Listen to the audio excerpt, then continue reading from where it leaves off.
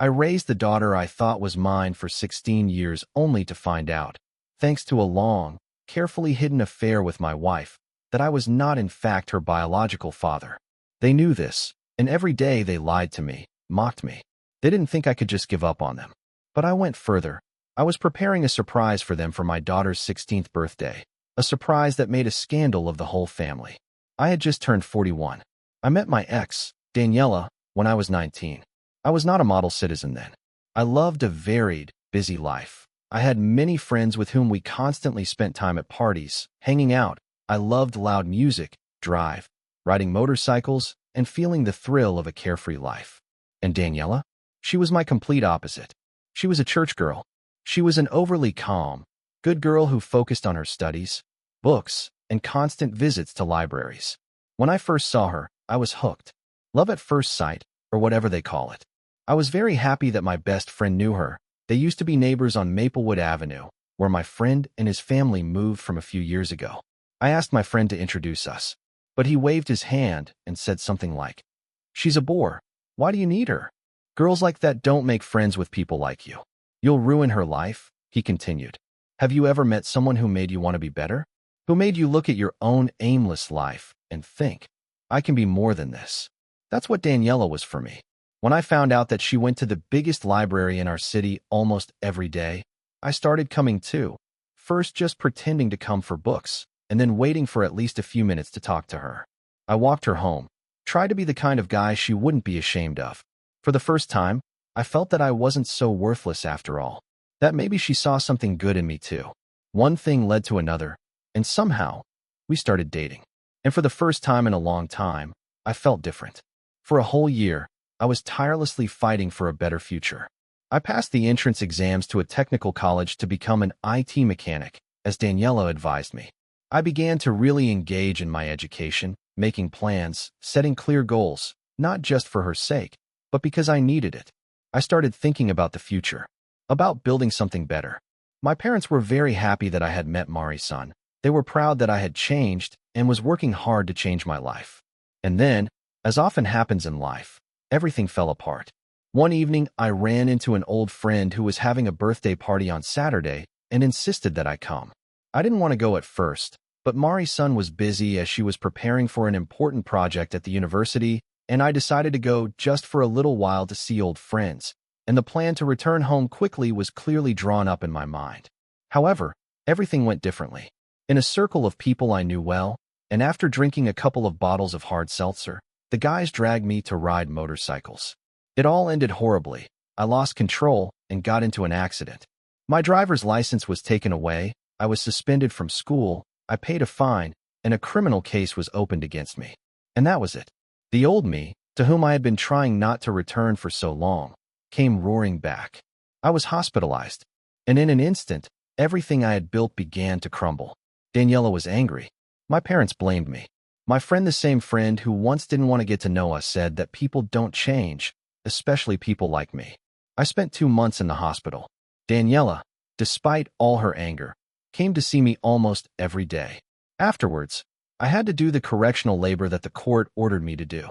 About a month and a half after I returned home, life threw another punch. Daniela got pregnant. This news hit me like a train. I immediately realized that I could not be the kind of father who could so irresponsibly ruin not only his own life, but also that of his unborn child. I will not let it happen again. We got married. I went back to college. And I worked harder than ever in my life. When Elena was born, it was supposed to be the happiest day of my life. Daniela had a cesarean section, as her daughter's position was not correct and the doctors insisted. After the 3 of us returned home, Daniela needed help and support, and I devoted all my time to them. I stayed with Elena for several months while her mother recovered. And during this time, Elena became everything to me. Then I made a promise to Daniela. Our daughter would have a better life than we could ever dream of. And for years I kept that promise. I saved up money, moved us to the suburbs. I bought our first house. I became the leader of a scout troop. Can you imagine? I enrolled Elena in a private school. He taught her how to defend herself. And every day he made her realize that her father loves her infinitely. I never had any decent male role models. No healthy relationships to look up to. Honestly, the closest thing to that was my dad's images on TV. So I started copying what I saw on the screen. I tried to be such a man. Over time, everything got better and better. I started my own small IT service company. Daniela and our relationship seemed unbreakable. I kept myself in shape, but the situation with the accident was clearly imprinted in my mind, and I clearly understood that I had no right to let something like that happen again. My life was good. But Elena changed. When she turned 12, it was as if something switched, and she decided she hated me. No more hugs.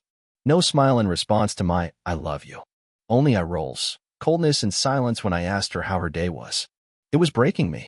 Daniela told me to let it go, that it was just teenage hormones, and she would thaw out. So I waited. I suppressed the pain.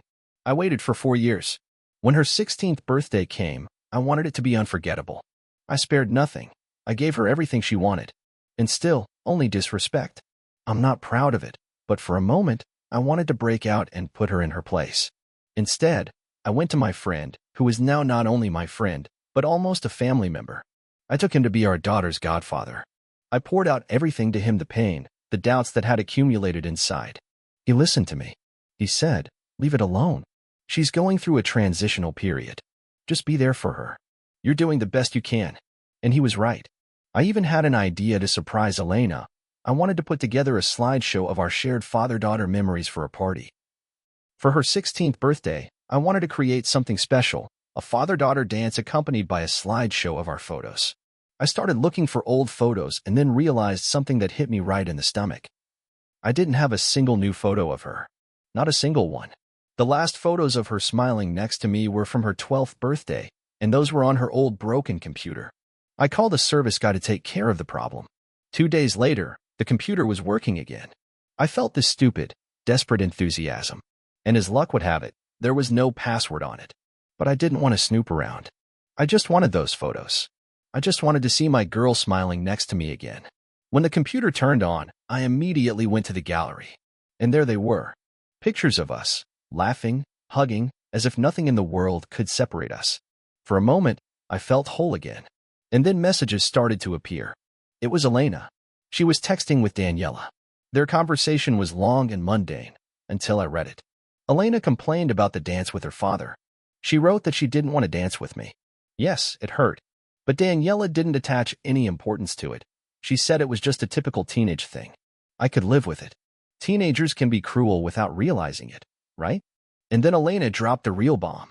She wrote, "Why should I dance with him at all? He's not even my real father." It was as if the air had disappeared from the room. My heart stopped. My mouth was dry. My vision blurred. I had to sit down to keep from falling. Daniela quickly began to answer. She wrote to Elena that I was her father because I raised her, because I loved her. But Elena didn't want to hear anything. She replied that her real father was my friend, Elena's godfather. That she couldn't wait until she came of age to tell me everything and finally go to live with him. She wrote that she hated me. She said she was thankful to God that I was not her real father. Daniela exploded, scolding her in her messages.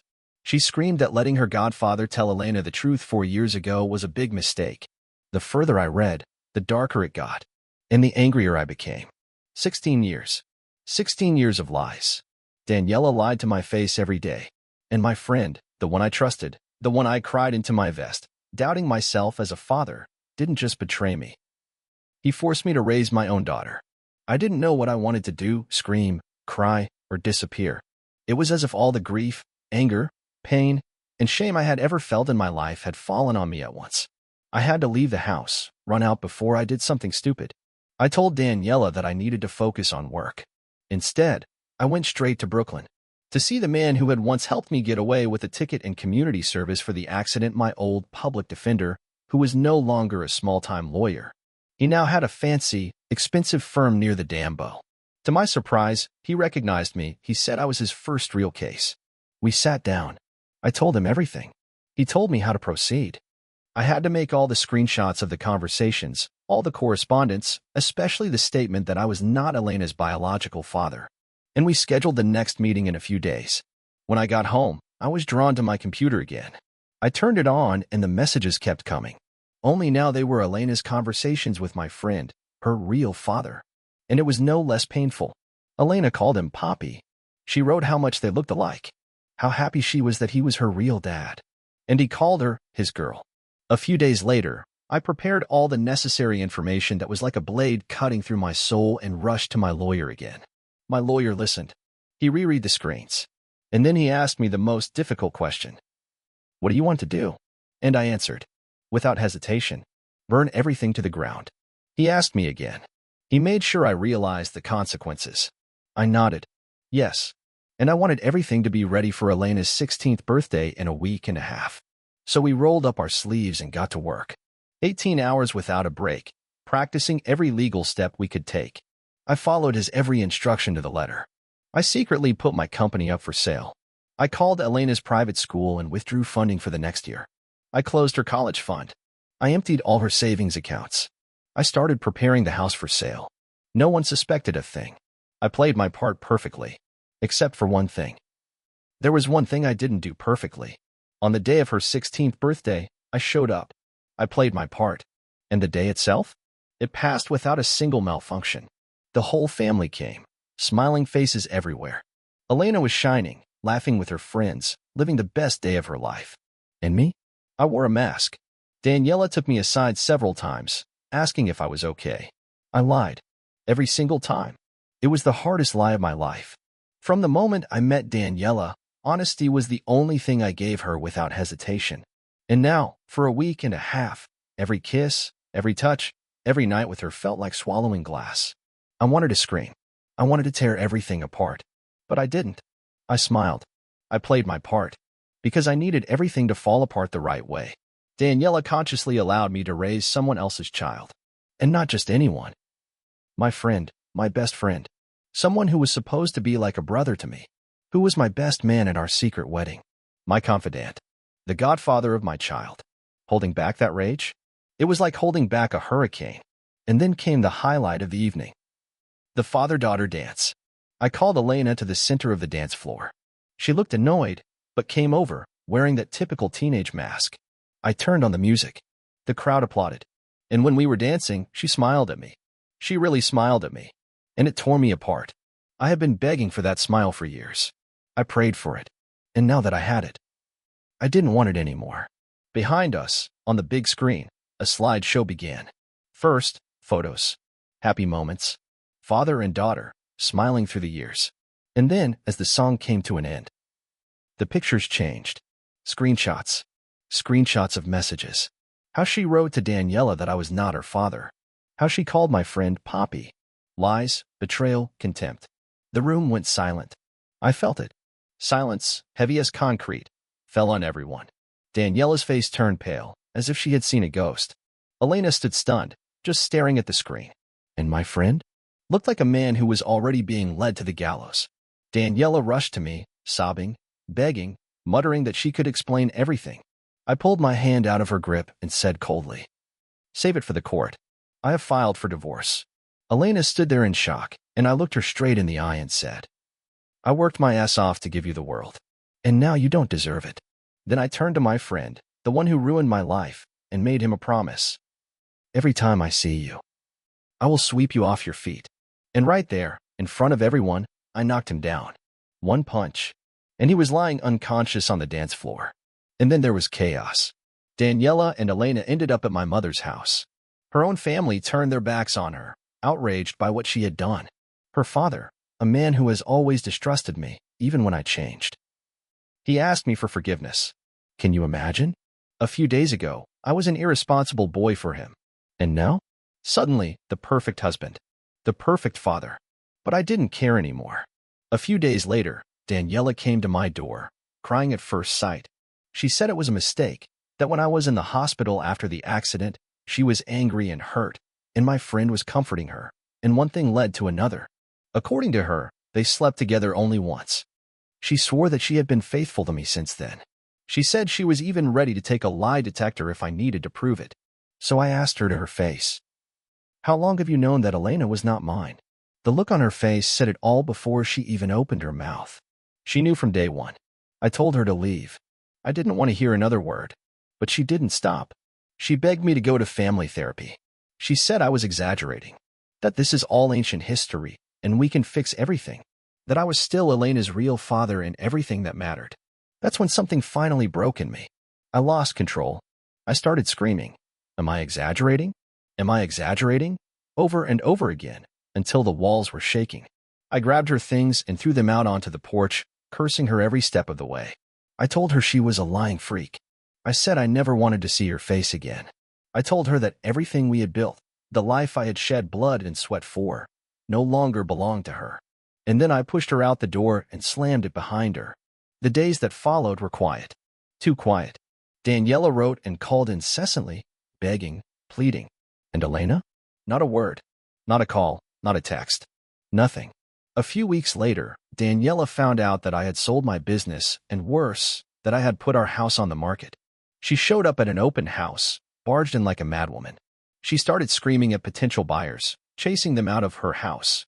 She begged me to get help, convinced me that I was the one who was destroying our marriage. She shouted that I had no right to sell the house we had built together and in which we had raised our child. I looked her straight in the eye and said, "This house is filled with lies. This is a house where I raised someone else's child. When I sell it, you will get your half and disappear. Now get out." She left. Shortly after that, my friend had the nerve to come to my house. I didn't even let him say a word. One punch. Knocked him down right on the spot. I dragged his miserable carcass out onto the sidewalk and slammed the door in his face. When Daniela wanted mediation, I refused. She still wanted to save the relationship. She was clinging to the remnants. And me? I wanted one thing. A divorce. My lawyer filed for an expedited divorce, and 2 months later we were standing in front of a judge in Kings County Superior Court. During those months, I hardly spoke to anyone. I immersed myself in my work. I turned off the whole world. The judge was a woman, smart, fair, and without unnecessary sentiment. When Daniela's lawyer tried to dredge up my past, to recall my irresponsible youth, the judge did not let him play it. My lawyer destroyed that argument, and the judge also scolded Daniela's defense for trying to humiliate a man who had clearly reformed. We provided evidence. Every text message. Every betrayal. My lawyer proposed a lump sum alimony payment based on the expected proceeds from the sale of the house and business. It was almost a done deal. At first, Daniela kept begging me to change my mind. She cried, promised that we could fix everything, and I remained silent, cold, immovable. When she realized that I wouldn't budge, she agreed to a divorce. But the real explosion began when we got to the issue of alimony. My lawyer pulled out all the stops, every message between Elena and Daniela. He laid it all out in front of the court. Elena knew that I was not her father. She knew for years, and she couldn't wait to go to her real dad. In her own words, she was tired of living a lie. Daniela's face looked like she had been punched in the stomach.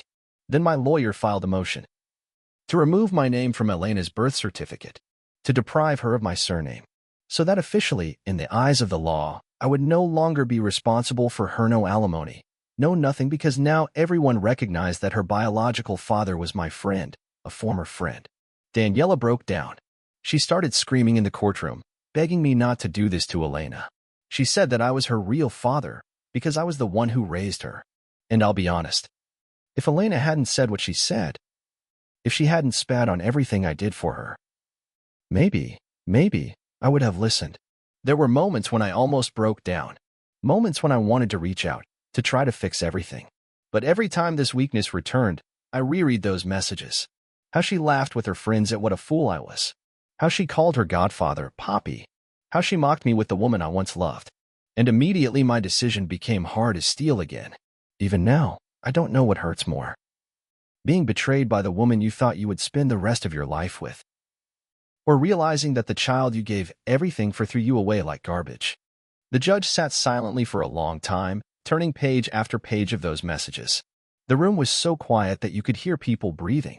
In the end, she ruled, I am not obliged to financially support Elena. My name will be removed from her birth certificate. And then my lawyer filed another petition to oblige my so-called friend to pay alimony retroactively, and yet another to sue him for every penny I spent on her upbringing. Private school, dances, scout meetings, piano lessons, every dollar. He proved that my cousin had committed fraud by knowingly allowing me to raise his daughter without giving me a cent of support. And the judge agreed. When she hit the gavel, it was like the last nail in the coffin. I didn't even look at Daniela as I left the courtroom. I didn't listen to her sobs. I did not hear her swear that she had been faithful after that mistake. I didn't care. A few weeks later, Daniela called again, panicked, shocked that the private school had asked her for payment, that Elena's dance and piano lessons had been canceled. I answered her simply and coldly. Call your child's real dad. That was it. After that conversation with Daniela, she tried one more thing. She had the nerve to call me Daddy right before she hung up the phone. And then, out of the blue, I got a call from Elena. For the first time since everything went wrong. She was crying, sobbing, saying that she didn't want to go to a public school, that they had to go back to the old neighborhood, how scared she was, how she wanted us to be a family again. I didn't let her finish. I told her to cry to her real father, the one she chose. I told her directly that I knew the truth. I read every message, every word in which she thanked me for not being her real dad, a bully like me. It didn't matter that I hadn't been that guy since the day I found out I was going to be a father. It didn't matter how hard I had worked to be a better man. I hung up the phone, and after that, I went to some very dark places. I'm not proud of it, but yes, I thought about ending everything. I also thought about ending it with him, but I didn't. Instead, I made him pay in a different way. My former friend was forced to pay $450,000 in cash. Every cent was mine, not a single dollar of Daniela's, because she had already agreed to a lump sum payment during the divorce. I didn't care where the money came from. Loans from my family, selling my soul to the devil, I didn't care. I was in pain, and he owed me. Shortly after the deal was finalized, I moved to another state. I didn't even look back. I chose the most remote place I could think of, Idaho. Without a plan. No acquaintances. I just packed my bags, picked a random city, and started from scratch. I started my business from scratch. I bought a house. But for 2.5 years, I lived like a ghost. I couldn't trust anyone, not even myself. I went to therapy, in anger rooms. I took anger management courses. I did everything I could to keep from going crazy. It was brutal. But in the end, somehow, by chance, I ended up in church. And, strangely enough, it was there that my life finally began to heal. That's where I met Rachel. She was wonderful, smart, kind, funny, everything I didn't think I deserved anymore. She was 32 at the time, and by some miracle, we just hit it off. I told her everything, the whole mess. I warned her about the difficulties with trust, about the scars I carried. She didn't run away. She stayed. A year later, she told me she was pregnant. The first thing she insisted on? A paternity test. Not because she had doubts, but because she knew I needed it. It's not about distrust. It's about peace of mind. When my son was born, I didn't even realize that happiness could be like this. I cried like a child. Finally, it seemed that life gave me a second chance. I even called my mother for the first time in many years, as I had stopped communicating with everyone after the recent events. She cried when she heard my voice.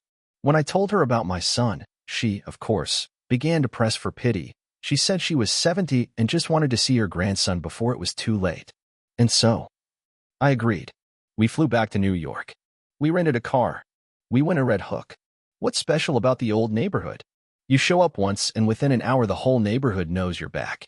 My mom cried when she saw us. She hugged my son as if she didn't want to let him go. I also met Rachel. The plan was simple. Spend 2 weeks. Show Rachel around the city. To be tourists for the first time. She had never been to New York, and I wanted it to be special. But, as always in my life, nothing ever goes according to plan. Damn, it's hard. It's like the memories are coming back to me, Elena. I want to get in touch with Elena. I really do. But every time I get close to it, I am paralyzed by fear. People around me keep telling me, let her come back. Maybe she's changed. Maybe you should give her a chance. But in my head, there are only those messages.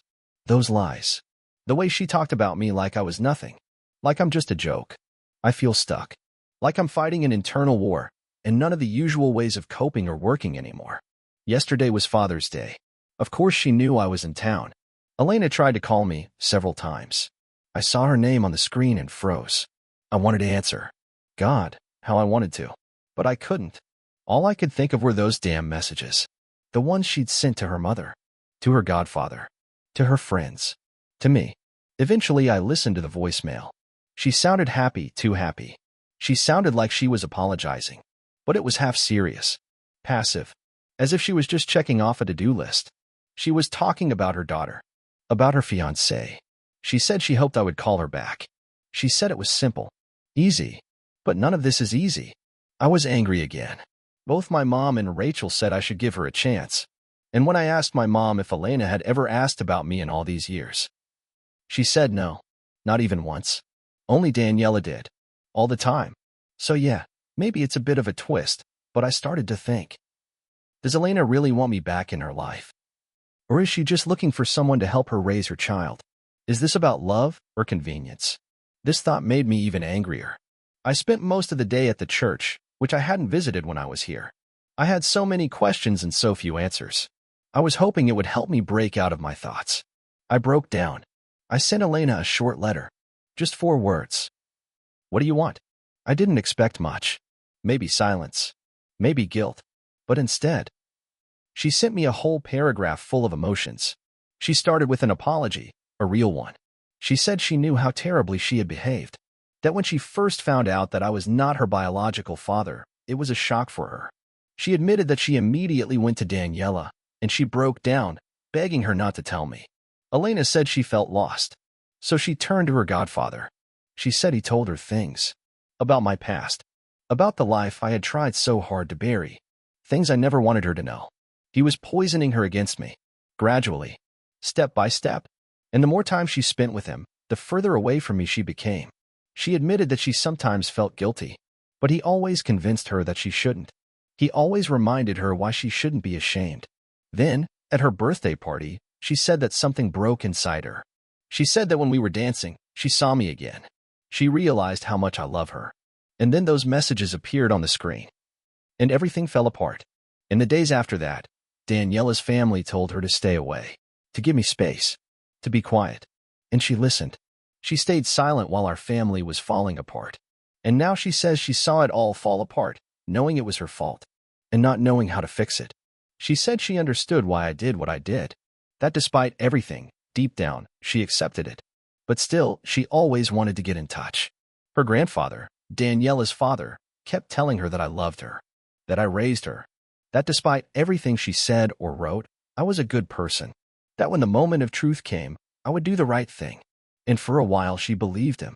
But when the divorce started, everything fell apart. She said that her mother, Daniela, became so depressed that she practically disappeared. She hardly spoke to Elena. She hardly ate. She just existed. And then the day came when she found out that my name had been removed from Elena's birth certificate. Elena said she had a real panic attack. It became a reality, like a punch in the chest.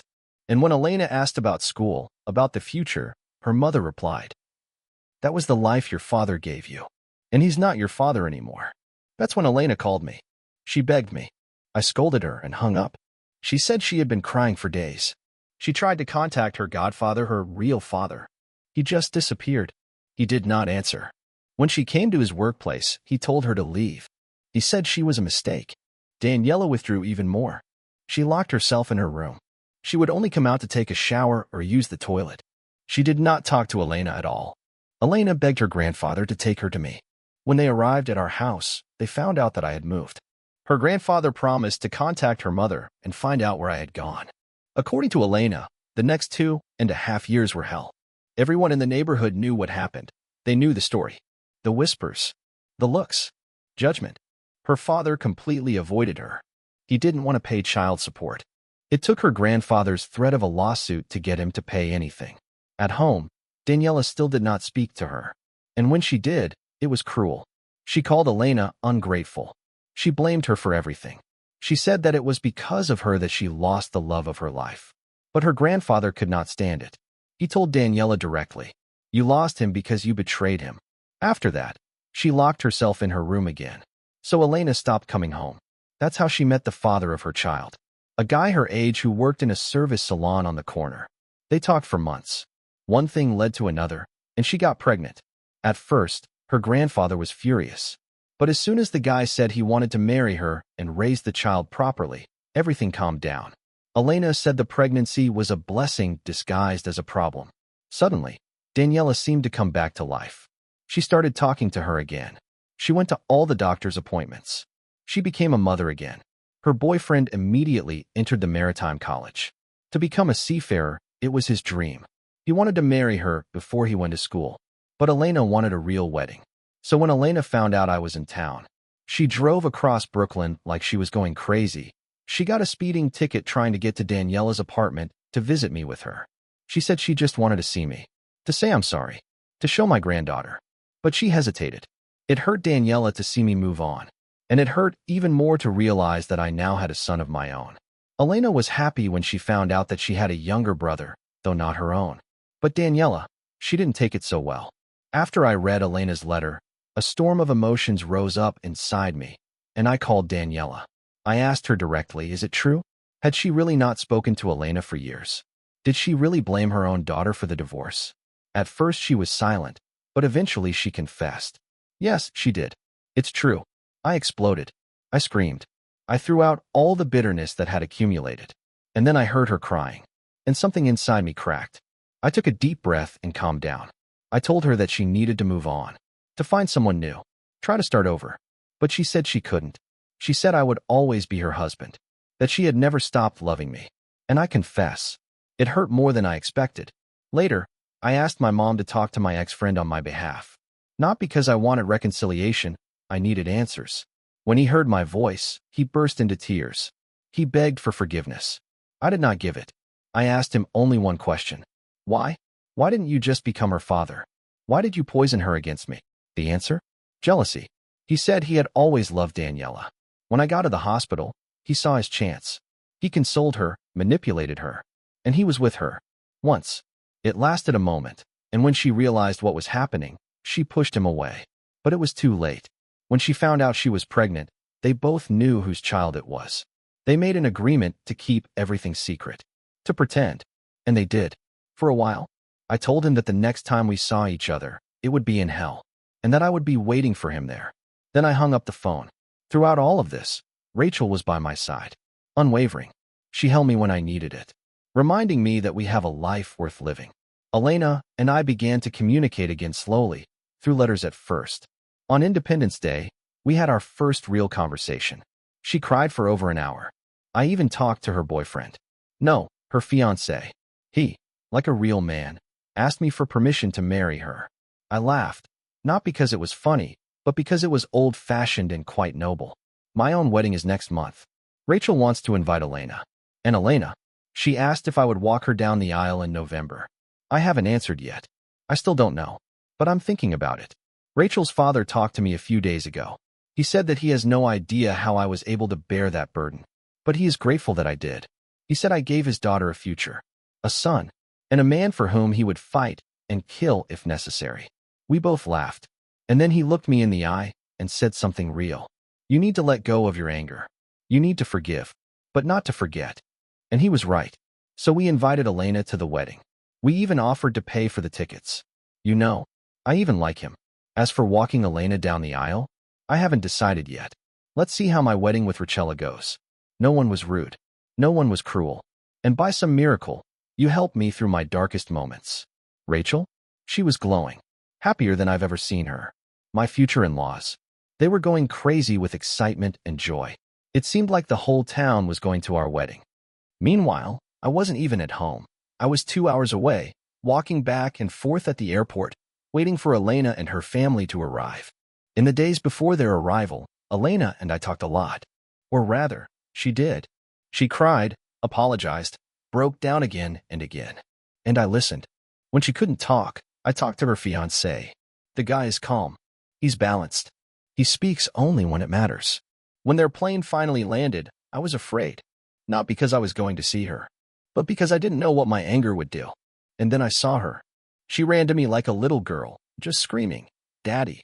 And for one unreal moment, I didn't see a grown woman. I saw my daughter again, 7 years old, in her pajamas, running through the living room. She jumped into my arms, sobbing as if her soul had been broken in half. She just kept repeating, I'm sorry, please forgive me." And I just held her. 20 minutes. Among the crowd at the airport. Neither of us let go of the other.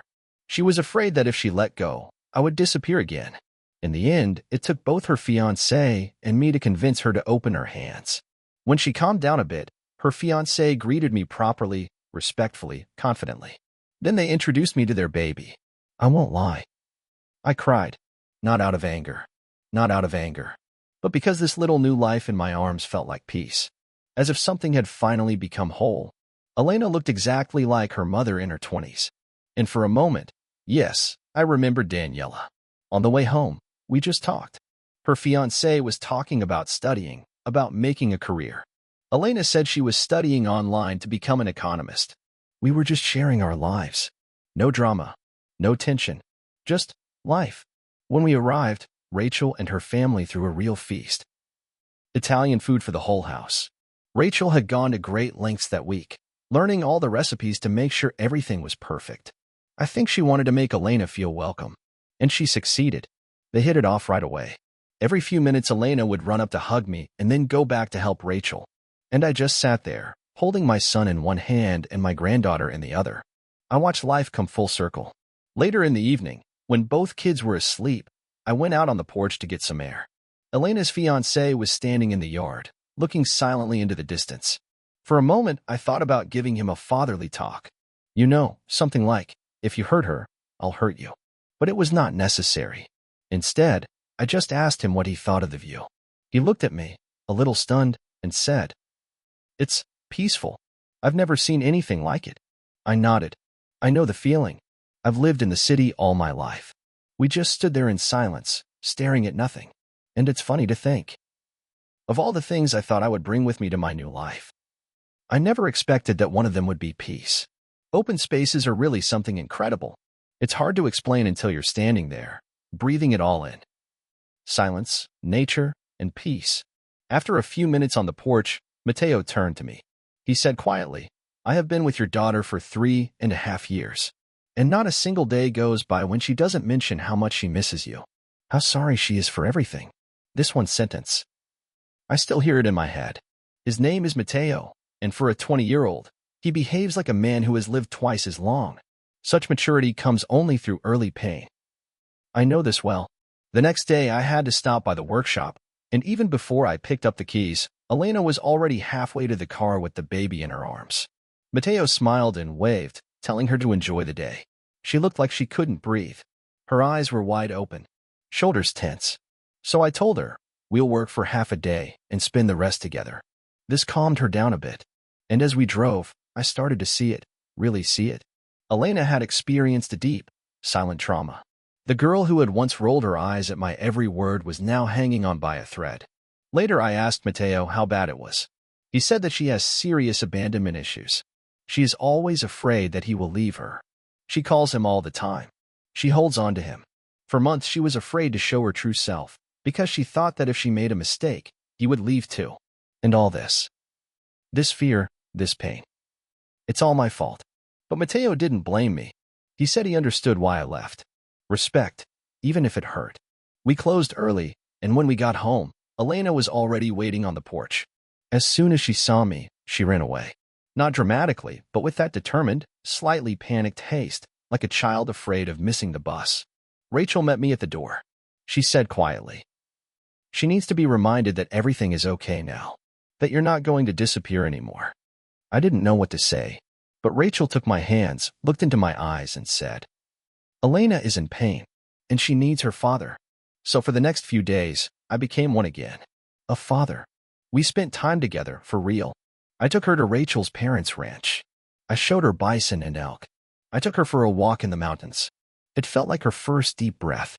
2 days before the wedding, we were sitting under the trees, and I finally said what I had been carrying around all this time. I apologized. I apologized for leaving, for the way I reacted, for not knowing how to deal with the pain. She didn't let me finish. She interrupted me and said, "You have nothing to apologize for. It's me. I ruined everything." I know, but I stopped her. I said no. I said that I was an adult, that I let my anger forget who I was, that I decided to leave on my own. And then I broke down. We both cried. Hard, without words, just pain coming out of our bodies. We held on to each other like people who were afraid to let go again. And for the first time in a very, very long time, I felt that maybe, just maybe, everything would be okay. Literally at the last minute, Rachel asked Elena to be a bridesmaid and made Matteo one of the groomsmen. It was a beautiful gesture that made the wedding even more complete. And the ceremony itself? Absolutely perfect. During the celebration, I went up to the DJ and made a quiet request. I asked him to play the same song from Elena's 16th birthday.